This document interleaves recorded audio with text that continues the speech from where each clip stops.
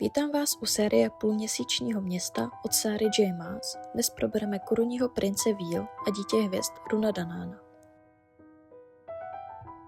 Klasicky vás upozorním na svou angličtinu, jelikož neumím úplně vyslovovat anglicky a angličtina není úplně můj, tak budu číst Runa jenom jako Runa.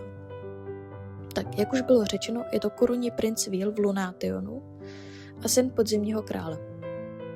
Patří k nejstarším a nejvýznamnějším rodu Wheel Midgardu.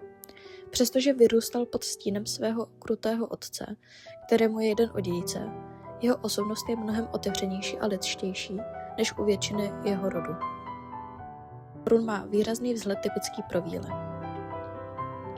Je vysoký, štíhlý, působí elegantně, ale zároveň silně. Jeho pokožka je světlá a rysy obličeje ostré. Vysoké lícní kosti, rovný nos a pevná čelist. Má dlouhé tmavé vlasy po matce, které často nosí rozpuštěné nebo stažené dozadu. Na jedné straně má vlasy vyhulené. Jeho oči jsou jasně modré a velmi výrazné. Na jeho těle jsou vidět tetování, která pro Runa mají rebelský význam a odporu vůči jeho otci. Na uších má náušnice, v nose 2 piercingy, v rtu má kroužek. Celý jeho vzhled je spíše odporu vůči jeho otci. Run je klidný, rozvážný a přemýšlivý. Nepůsobí arrogantně jako mnoho jiných Wheel. Naopak má silný smysl pro spravedlnost a empatii. Dokáže být velmi loajální k ostatním, které miluje. Je ochranitelský a někdy až tvrdohlavý, pokud jde o obranu těch, kteří jsou slabší nebo nespravedlivě napadeni. Má také temnější stránku. Jeho život byl plný tlaku, očekávání a manipulace ze strany otce. Proto v něm existuje určitá vzdorovitost a potřeba jít vlastní cestou. Často působí uvolněně a ironicky, ale ve skutečnosti velmi dobře chápe politiku a nebezpečí světa, ve kterém žije. Run je princ Wheel a dědic jednoho z nejmocnějších rodů v Midgardu. Je synem podzimního krále Einara Danána. Toto postavení znamená obrovskou moc, ale také velkou zodpovědnost. Od dětství byl vychováván k tomu, aby jednou vládl a reprezentoval svůj rod. Navzdory tomu se snaží od těchto tradic držet odstup. Často tráví čas mimo dvůr, obklopený přáteli, hudbou a lidmi, kteří ho berou jako obyčejného člověka, ne jako prince. Přestože mu jeho otec platí velmi luxusní dům, Run si s přáteli platí obyčejný dům, kde se často pořádají párty a opíjí se. Runův vztah s jeho otcem, podzimním králem Einarem Danánem, je komplikovaný a plný napětí. Jeho otec je tvrdý, chladný a velmi náročný vládce. Vztah mezi nimi je spíše politický než rodinný. Otec od Runa očekává dokonalost a poslušnost a reprezentaci. Run však není slepě oddaný syn. Často s otcem nesouhlasí a jeho přístup k moci i vanům vnímá jako příliš krutý.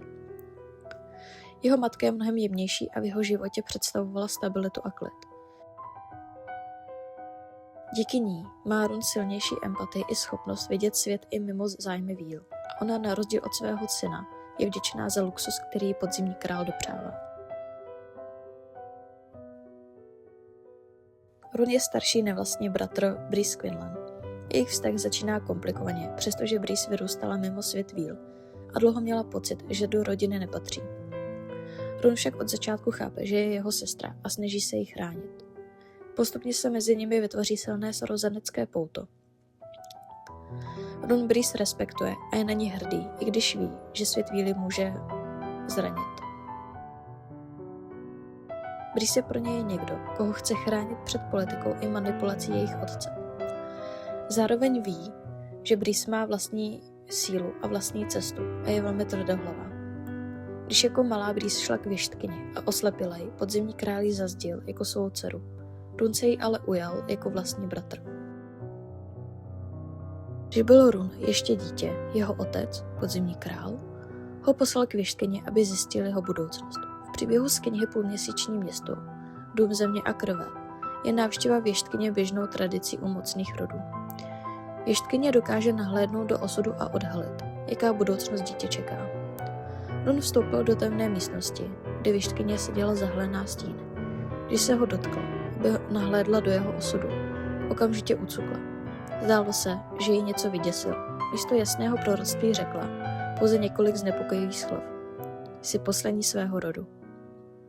Tato slova naznačovala, že Run pravděpodobně nikdy nebude mít děti a s ním jeho rod vymře. Run svém otci o proroctví lhal, nikdy mu neřekl pravdu. Namísto toho mu zalhal, že s ním jeho rod bude pokračovat, pokvete a vše bude v naprostém pořádku. Runův milostný život je silně ovlivněn jeho postavením Princeville. Jako dědic jednoho z nejmocnějších rodů není jeho vztah jen osobní záležitostí, ale i přesto si užívá s mnoha ženami, i přesto, že ho jeho otec zasnoubil. Run je zasnoubený s královnou čarodějnic Hypaxou Enador, která patří k mocné čarodějnické linii. Toto zasnoubení však není založené na lásce. Oba si jsou vědomi toho, že jejich spojení má opevnit moc a stabilitu mezi vílami a čarodějnickými klany. Jejich vztah je spíše zdvořilý a respektující. Chovají se k sobě s úctou, ale mezi nimi neexistuje skutečná vášeň ani hloubkové citové pouto. Run toto zasnoubení přijímá spíše jako povinnost vyplývající z jeho postavení, než jako osobní volbu. Skutečný citový zlom v jeho životě přichází ve chvíli, kdy se začne setkávat s tajemnou ženou známou jako Lydia Kervos, neboli Laň, měnička. Jejich první kontakt neprobíhá osobně, ale skrze tajnou komunikaci. Lydia, která pracuje v nebezpečné prostředí a pohybuje se mezi nepřáteli, začne s Runem navazovat spojení přes mystické komunikační kanály.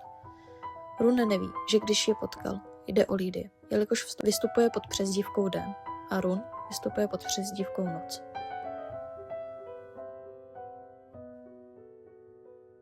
Nejprve jde pouze o výměnu informací. Postupně se však jejich rozhovory stávají osobnějšími. Run v ní nachází někoho, kdo mu rozumí způsobem, jakým to nikdo jiný nedokáže. Lydia je inteligentní, odvážná a tajemná. I přes svou tvrdost a pověst nebezpečné ženy v sobě skrývá hluboké emoce. V jejich vztahu jde o sdílení své obavy a minulosti, odhalují své slabosti a vytvářejí se důvěru. Tak tohle je závěr videa, já vám děkuji za slédnutí a vidíme se příště.